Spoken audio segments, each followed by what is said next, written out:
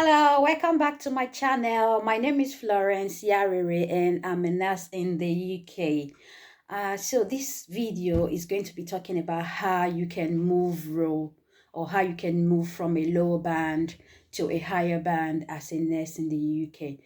So if you're someone who is looking to move from a band 5 role to a band 6, 7 within the NHS or even the care home or wherever work setting you find yourself, worry no more, this video is actually for you. So stay tuned with me as I tell you what to do and how to go about it and how you can find yourself that perfect role you have been looking for.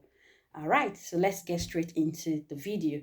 So if you're a nurse in the UK, let's say you're working in the bedside or you're working as a bedside nurse and you're looking to move from a band 5 to a band 6 and you're finding it difficult, then you don't have to worry too much.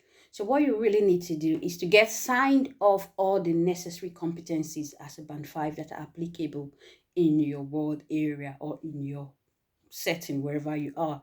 So get signed off and start putting yourself as the best nurse so people can see you're competent, you're confident, and you are good enough to take that leadership role you're actually aspiring to becoming. But sometimes you can see that in certain world, we have people who have been in that role for like 5, 6, 7, 8 years. And whenever there is an opportunity to progress, those people would be preferred than you, especially if you are an international nurse and you have just, migrated in or you just took up that role for a period, let's say short period of time. So it will be very difficult to actually get that role.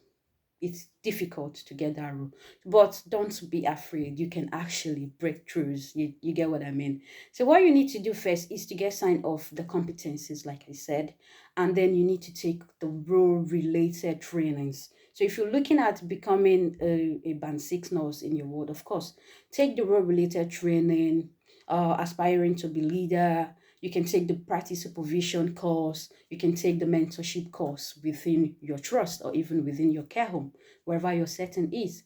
And another thing you can do is to look at the role specific training and get yourself that certificate. It's just for you to get, to stand out from other candidates who are actually looking to, get that role as well. So another thing you should be looking at is getting the leadership training. So the NHS trusts are actually offering leadership training in various, departments. So you can speak to your manager and let her know you're interested because you actually need your manager to approve you before you could go for this specific leadership training. So yeah, another way you can get that leadership course is through Florence Nightingale Foundation.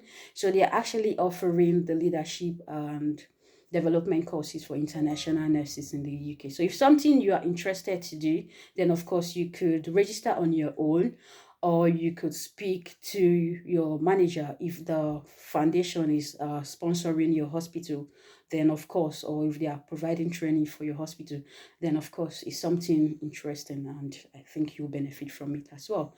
So, if you are someone who doesn't have your BSc, let's say you are a diploma nurse, then it's worth taking your bachelor in nursing or science degree is worth obtaining it because there are several roles that will require you to present that BSc certificate or even a master's degree certificate, depending on the specific role you are trying to get. So, of course, if you have it, then it's a plus for you.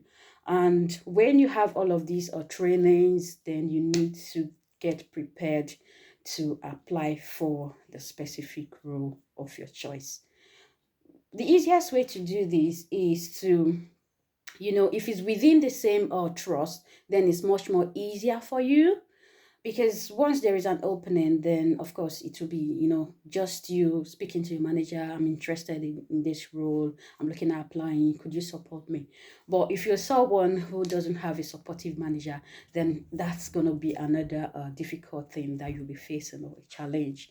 So, yes. So just do your application, gather all of your documents, all the trainings you've done, and update your track job and start applying. So the important aspect in your application will be your supporting statement. So you need to actually align your supporting statement to the person specification that is required from the job advertisement. So it kind of show that you have the qualities, the values, and the capability, or you are the right person that they're actually looking at. So when you are applying, just put in all of these trainings that you have done, all of the certificates you have achieved, put them all into writing and tailor your person to whoever they are looking for according to the advertisements. And that is how to do it. So once you have done all of this, then if you're lucky enough, you get called for interview. So this is another part that well preparation will be necessary. So when you're called for the interview, one thing you need to do is to research about the organization, is to research about the hospital, know their trust, their values, know their vision and mission, know any new development that is happening in that hospital or in that trust or in that care home. Research about them. Then what you need to do again is to read about that job in specific. So for example, if you're looking at becoming an infection prevention nurse, then you should read about infection prevention control. You should read about the policy, surrounding infection prevention and every other thing that you need to set your hands on. And you could also speak to someone who is currently in that role. If you have a friend who is working as whatever role you're applying for, speak to that person so the person can actually guide you on how to prepare adequately for that interview. And of course, when you're done with the interview, don't forget to share with us your success story. But the most important thing is for you to actually put yourself out there, say your skills, that you are competent enough to be that nurse and a perfect fit for that role. And that's all you need to do. But it's much more easier to move to another trust in this kind of role. If you're looking for this kind of role, it's much more easier to apply to other trusts because you just want to move band, because sometimes career progression could be slow if you're in a particular ward setting. So moving to another trust is the most easiest way if you're someone who is keen or looking at moving, or looking at changing your environment. Then it is very much easy for you to get your band 6, your band 7 role. And another important thing to look at is actually functioning in that role. Because one thing is to get the job, another thing is to actually function, adequately in that role. So get yourself all the necessary training. Once you are in that role, of course, you need to study more about that role. If there are any other trainings that you need to undertake to work effectively in that role, then of course speak to your new manager so you can get registered for any trainings and then attend all of those training.